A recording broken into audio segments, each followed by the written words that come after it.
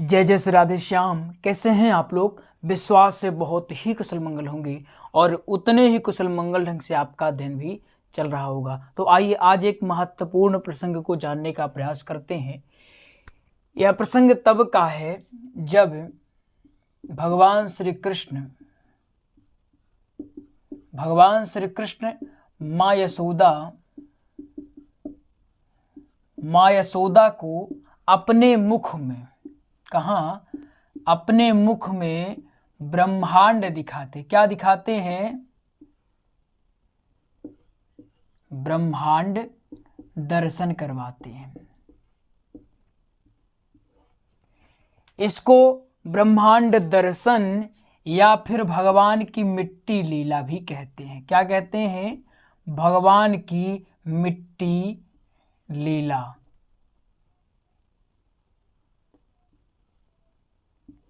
इसके दो नाम हैं। एक नाम है ब्रह्मांड दर्शन, मुख में ब्रह्मांड दर्शन, और दूसरा नाम है मिट्टी लीला। तो हम इसमें जानेंगे क्या? पहले हमको ये समझ लेना चाहिए हम क्या क्या जानने वाले हैं। तो पहले जानेंगे एक लीला कहाँ हुई थी। ठीक है, ये लीला हुई कहाँ थी?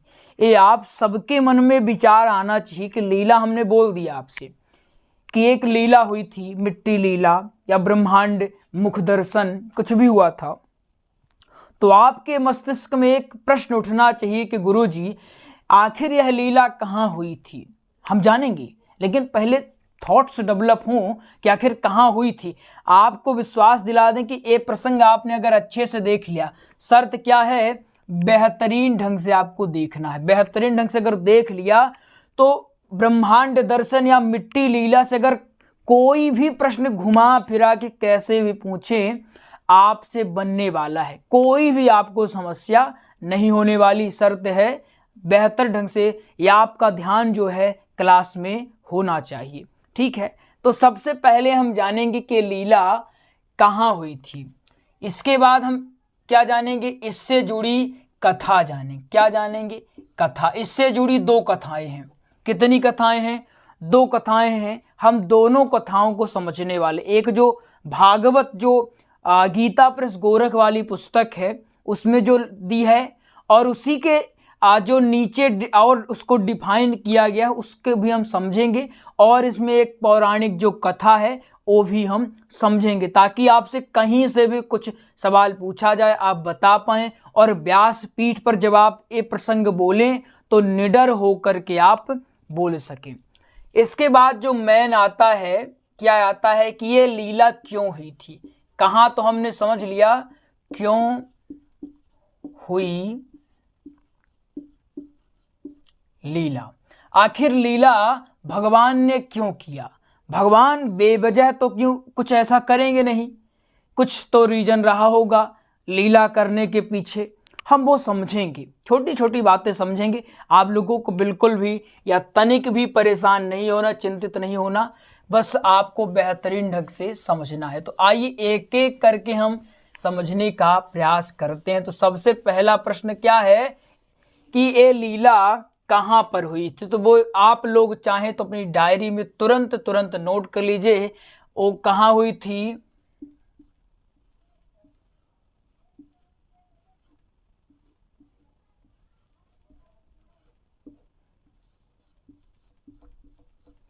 ये शायद ही आप लोगों को कहीं जानकारी देखने को मिले। शायद इससे पहले कुछ लोग तो जानते होंगे, ऐसा नहीं, हमें विश्वास है आप लोगों के ऊपर। आप लोग पढ़ने वाले, जितने लोग हमसे जुड़े हैं सब पढ़ने वाले और अनुभवी लोग जुड़े हुए हैं, तो हमें विश्वास है कि आप लोगों को पता रहा होगा। लेकिन नहीं पता तो घबराने की कोई आवश्यकता नहीं।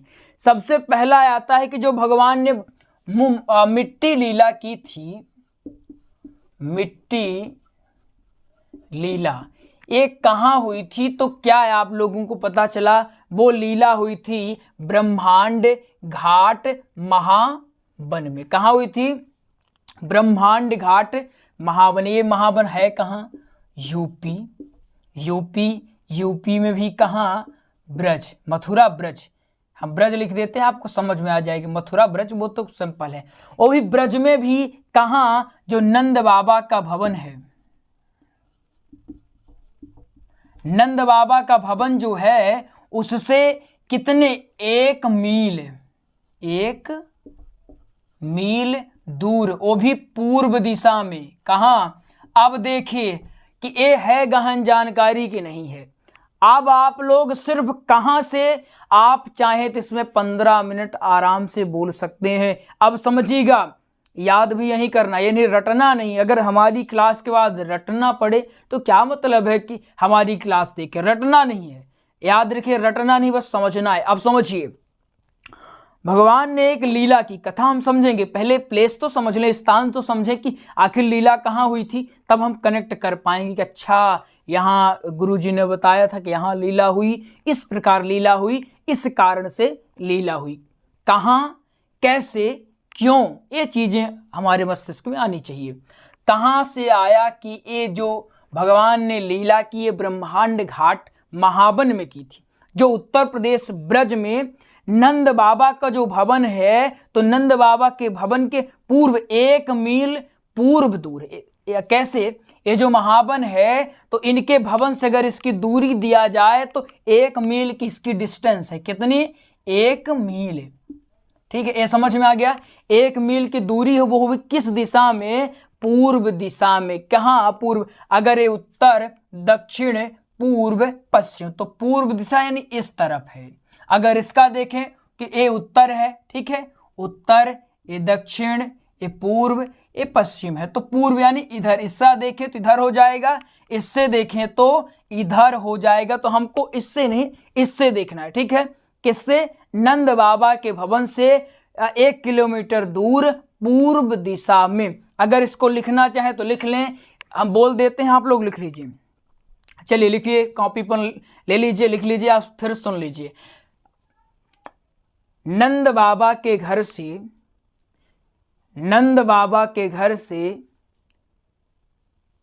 1 मील दूर पूर्व दिशा में, 1 मील दूर पूर्व दिशा में ब्रह्मांड घाट महावन स्थित है। ब्रह्मांड घाट महावन स्थित है, जहां पर बाल श्री कृष्ण जी ने मिट्टी लीला मां यशोदा को दिखाई थी। आ गया समझ में? आ गया ना? कोई दिक्कत तो नहीं है। नंद बाबा का जो भवन है, नंद भवन कह सकते हैं या नंद बाबा का भवन, जैसा आप कहीं कह लें, नंद भवन से पूर्व दिशा 1 मील दूर ब्रह्मांड घाट महावन है। यहीं पर भगवान ने मिट्टी लीला या ब्रह्मांड दर्शन, ये लीलाएं की थी। अब आता है कथा की ओर। विश्वास है ये आपको समझ में आ गया होगा। अब आता है कथा की ओर। इसमें 2 कथाएं प्रचलित हैं, एक एक करके हम समझते हैं आखिर हुआ क्या। एक दिन की बात है, मां यशोदा, ये मानिए मां यशोदा हैं, मां यशोदा अपने लाल श्री कृष्ण को, किसको? श्री कृष्ण को। मां यशोदा अपने लाल श्री कृष्ण को स्तनपान करा रही हैं, स्तनपान करा रही हैं। स्तनों से झरझर दूध स्वयं ही निकल रहा है, झरझर दूध स्वयं ही निकल रहा है। और जो कन्हैया जी हैं दुग्ध का आनंद ले रहे हैं। जब दुग्ध पी लिए तो मां यशोदा को अचानक वात्सल्य उमड़ पड़ा और प्रेम उमड़ पड़ा अपने पुत्र के प्रति। उन्होंने अपने लाल का मुंह पोंछा और चुंबन किया, और चुंबन करके जैसे ही मुंह ऊपर करती हैं तो कन्हैया जी को आ जाती है जमुहाई। जैसे जमुहाई का अर्थ आप लोग समझ रहे हैं ना, जमुहाई आ जाती। क्या आती है? जमुहाई।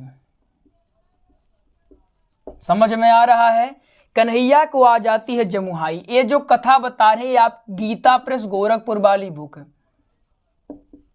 गीता प्रेस गोरखपुर वाली जो बुक है उसमें ये दिया हुआ है। तो क्या आती है? जमुहाई आ जाती है।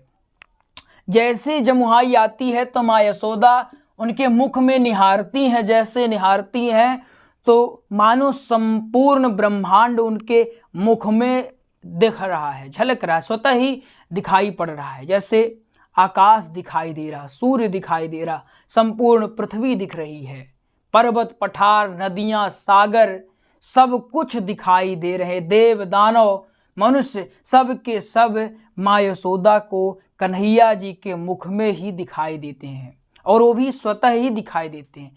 तो माँ चूंकि माँ है और इनका ऐसा अटूट प्रेम था कि इनको लगा कि ये मेरा भ्रम है और वो एक झटके में ही आँख ऐसे करी और जब आँख ऐसे करी तो देखा कि सब कुछ गायब था।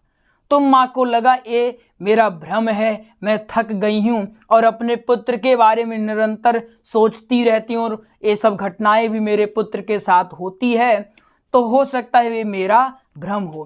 तो इन्होंने क्या किया, भ्रम समझ की। यहाँ पर बेहोशी का नहीं है, एक कथा उसमें आता है कि माँ बेहोश हो गई, लेकिन यहाँ पर ऐसा नहीं दिया है। यहाँ पर है कि भ्रम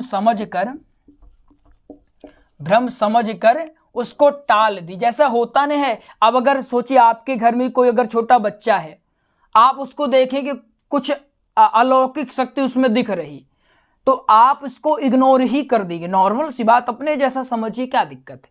समझिए कि अगर हमारे आपके घर में अगर छोटे बच्चे हैं और कुछ अचानक एक्स्ट्रा ऑर्डिनरी चीज़ें कर देती हैं कि जो अब 2-3 साल के बच्चे से हम उपेक्षा नहीं कर सकते कि ये ऐसा करेगा, उम्मीद नहीं है कि करेगा, लेकिन करता है, लेकिन हमें विश्वास नहीं होता कि ऐसा इसने किया होगा। वैसा ही माँ यशोदा को भी स्वाभाविक है कि नहीं ही हुआ होगा, है ना। तो इनको लगा ये भ्रम है और भ्रम समझ करके टाल दी। एक कहानी तो ये रही। दूसरी इसी में कहानी ये आती है, इसी में आपको बता देते हैं कि, रुकिए 1 मिनट, फिर से आपको डायग्राम बनाकर बताते हैं ताकि आपको कोई समस्या ना होने पाए। है इसी से रिलेटेड। यहाँ माँ यशोदा हैं। माँ यशोदा, इसको जल्दी समझ लीजिए, अपने पुत्र को, पुत्र कौन है, कन्हैया जी हैं, अपने पुत्र को दूध पिला रही, लेकिन जो कन्हैया जी हैं आज इनको सूझी है मस्ती। क्या कि आज माँ के साथ थोड़ा मस्ती किया जाए, मस्ती या फिर लीला। लीला अधिक उचित है, लीला आप लोग कहें तो अच्छा रहेगा। कन्हैया जी ने सोचा कि माँ के साथ थोड़ा मस्ती की जाए, तो वो दूध पीते गए, छोड़ने का नाम ही नहीं लिए। पी रहे हैं, लगातार कंटिन्यू पी रहे हैं। इसी से आपका ये वाला उत्तर भी क्लियर हो जाएगा, इसी कहानी के साथ ये उत्तर समाप्त हो जाएगा आपका कि क्यों लीला किए। तो जब बहुत देर हो गया कि आखिर अभी तक तो 5-10 मिनट में दूध पी कर के आराम कर लेता था, लेकिन अब ऐसा क्या हुआ कि ये लगातार कंटिन्यू दूध पिए जा रहा है, स्तनपान किए जा रहा, स्तनों में दर्द हो रहा है, लेकिन छोड़ने का नाम नहीं ले रहा है। तो माँ को थोड़ा गुस्सा आ गई, बोली छोड़ मुझे, दिखा तू कितना पीता, दिखा तेरा मुंह खोल। जैसे ही मुंह खोली तो संपूर्ण ब्रह्मांड दिख गया। तो ऐसा मानते हैं जो वेदविद हैं, जो शास्त्रज्ञ हैं, ज्ञानी जन है, ऐसा मानते हैं कि ये लीला इसलिए की कि माँ मैं तुम्हारा जो दूध है अकेले नहीं पी रहा हूं, बल्कि ये संपूर्ण चराचर पी रहा है। क्योंकि संपूर्ण चराचर मेरे में समाया है और मेरे द्वारा ही सब लोगों का पालन पोषण होता है, इसलिए तेरा दूध सिर्फ मैं नहीं पी रहा। इसकी एक कहानी एक, और इसकी जो तीसरी कहानी, इसी में आप ये समझ ले कि क्यों घटना हुई थी। अब हम महत्वपूर्ण जो इसकी कहानी है, अधिकतर आप लोगों ने देखा होगा, टीवी में देखा होगा, कथाओं में सुना होगा। प्रसिद्ध जो कहानी है वो बताती, इसको थोड़ा ध्यान से समझिएगा। ये आप यही चाहें तो आप अपने कथा में बोलेंगे, तो आप कहेंगे गुरुजी तो अगर प्रसिद्ध ये है तो आपने 2 कहानी क्यों बता दी, उसमें हमारा समय क्यों बर्बाद कर दिया, अगर यही बोलना था तो वो क्यों बताई। देखिए एक कथा नहीं, एक क्लास है। कथा और क्लास में अंतर होगा, समझ रहे हैं ना। कथा में क्या होता है, हमको तुरंत जो बैठे उनको कथा बता देने की ऐसी कथा है, हमारे पास सीमित समय होता है। एक क्लास है, जब आप सीखने आते हैं, चूंकि आप वक्ता बनने वाले हैं, तो अगर आपको अधिक जानकारी देंगे, मान लीजिए हम आपको 100% सिखाए, तो अगर भूलेगा भी तो 50% रहेगा कि नहीं रहेगा, बताइए। अगर हम आपको 100% सिखा दिए तो आपके पास भूल कर 50% बचेगा कि नहीं बचेगा, बचेगा। लेकिन अगर हम आपको सिर्फ 50% ही सिखाए तो भूलते भूलते कितना बचेगा, केवल 25% ही बचेगा। तो अब बताइए कहानी जरूरी थी या नहीं थी? और वो भी चूंकि भागवत में दी है वो, तो वो जरूरी ही है, नितांत जरूरी है। ऐसा नहीं कह सकते जरूरी नहीं है, जरूरी है वो भी बोल सकते हैं। लेकिन जो ज़्यादातर चलती है और हमें सुनने में और सुगम भी लगती है, इसमें हमारे कन्हैया जी का जो बाल्य रूप है उसकी जो महक है हमें और भी सुगंधित करती है, इसलिए ये वाली कहानी बोलते हैं। इसमें क्या हुआ, एक दिन यही जो आपको ब्रह्मांड घाट बताए थे, ब्रह्मांड घाट जो है यहीं, अब ब्रह्मांड घाट वाली लीला आ गई। यहीं ब्रह्मांड घाट जो है यहाँ पर श्री कृष्ण और दाऊ, कौन? श्री कृष्ण और दाऊ खेल रहे होते हैं। यहाँ एक टीला होता है, ऐसे करके मिट्टी का टीला था। यहाँ मिट्टी का टीला था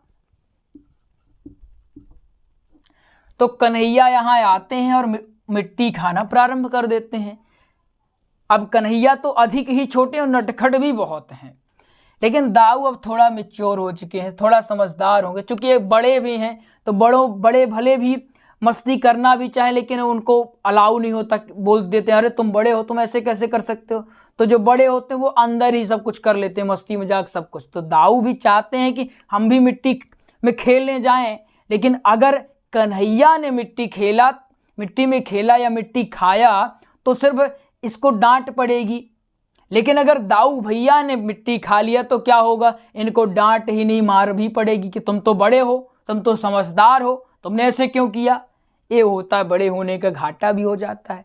तो दाऊ आते हैं, देखते हैं कि कन्हैया जो है मिट्टी खा रहे हैं, तो रोकते हैं कि कन्हैया ये तू क्या कर रहा है, ये तुम्हें शोभा नहीं देता, मिट्टी तुम खा रहे हो, बताओ ये मिट्टी तुम्हारे पेट में जाएगी, बताओ कितने कितने बीमारी पैदा करेगी।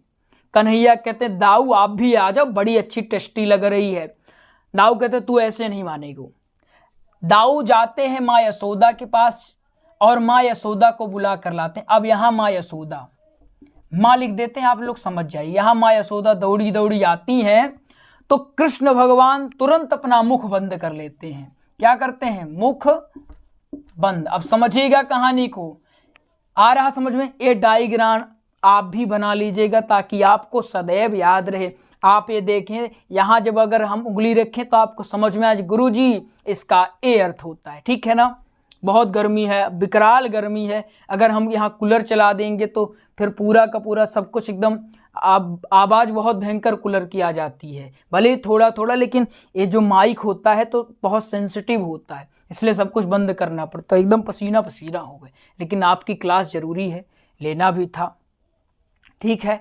तो यहाँ क्या है, कन्हैया अपना तुरंत मुख बंद कर लेते हैं माँ को आता देख। अब माता यहाँ आती है, कहती है मुख खोल, क्या खाया है। कन्हैया कहते हैं मैया कुछ नहीं खाया है। दाऊ ऐसे मतलब इशारा टाइप करते हैं, मुख तो बंद है उनका। माँ पुनः पूछी बता कन्हैया क्या खाया है तू। कन्हैया करें ऐसे कर रहे हैं, क्योंकि मुंह खोलेंगे तो मिट्टी नजर आ जाएगी, तो कह रहे अब खाए तो मिट्टी है, नहीं ऐसे कर रहे हैं।